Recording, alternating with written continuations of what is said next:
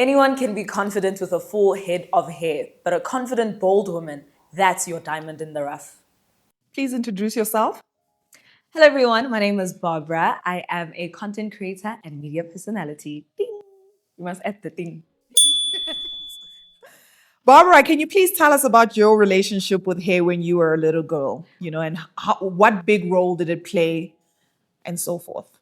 I think hair played a very big role in my confidence. For as far as I can remember, as a kid, I had the biggest, most lusciousest hair in the world. And every time people would come to my mom's house, they'd always just be like, wow, your hair is so nice. Is this all your hair? I'm like, yes, yes, it is all my hair. And then when I turned 6 years old, I had what they call dipuri.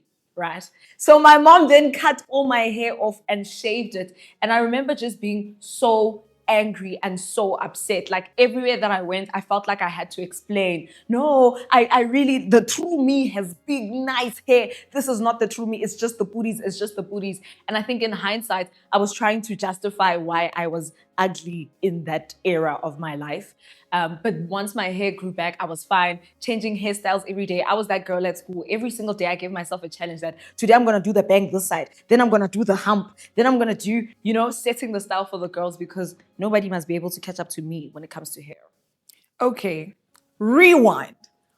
What the heck is the booty? You guys don't know what the booties are?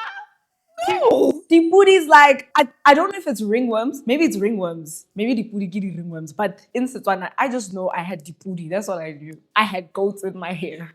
Did you know where they came from? No, I don't. Probably the sandpit because I was a kid. I was 5. Okay, you also mentioned that you were trying to justify why you were ugly in inverted commas. Why did you think you were ugly?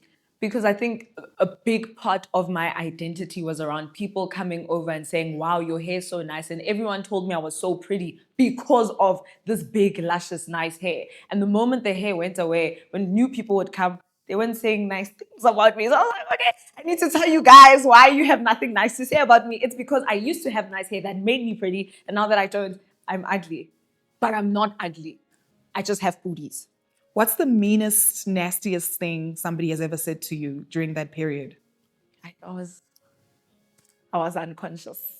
I was unconscious. I don't know. Maybe they probably said I look like a boy because I know my niece went through a similar experience where she had to cut her hair at around 4 or 5, and every single day she would cry because she was like, "I'm ugly." People are saying I look like a boy. People are saying I'm not a real girl, and that's probably the same thing that I had. Who knows? So, Barbara, you recently cut your hair. Was it Dipuri? It wasn't Dipuri. It wasn't Dipuri.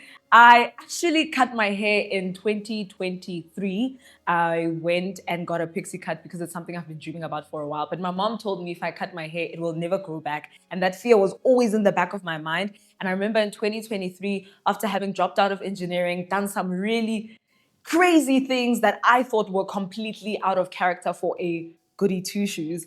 I then decided, you know what, I have nothing more to lose. Let me cut my hair. And I did the pixie cut. It looked fire. I rocked it. But then I got bored with the pixie and the growing out stage of it was weird and funky. And my hairstylist was like, you need to just cut your hair so we can start afresh. And I was like, okay, cool. I'll cut my hair. On my 25th birthday, I woke up, went to the salon. I said, Nkereng Miriri. I thought it would be 70 Rand, was 220 just to do a cheese cop incentive.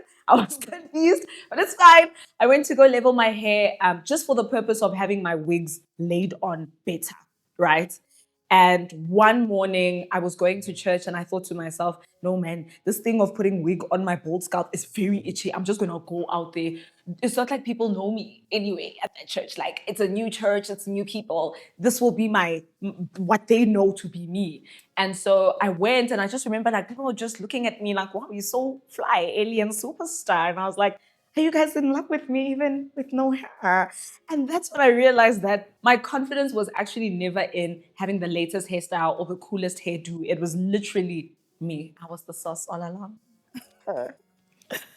So, Barbara, you mentioned that you then decided you're going to rock this look. It's not like people know you anyway.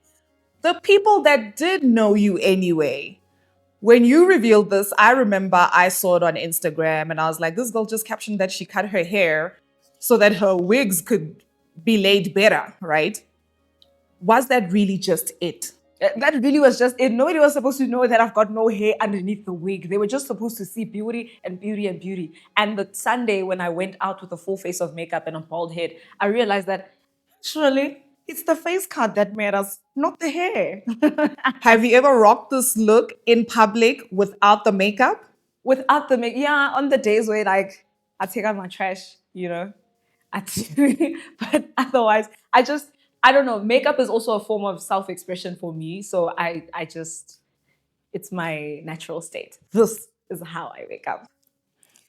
What message do you hope to share with other women who might be thinking of embracing a similar journey, even though it might be for obviously much deeper reasons or maybe similar ones?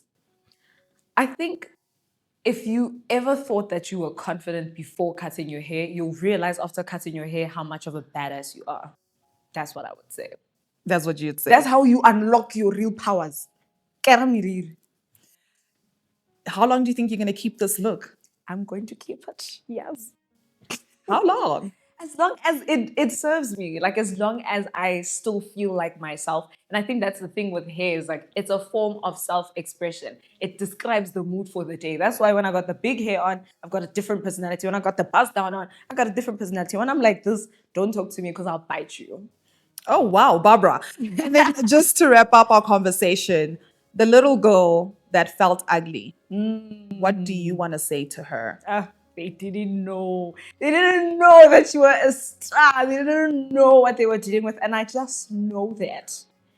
I don't know what I know. Actually, sorry. To the little girl, you know what, name?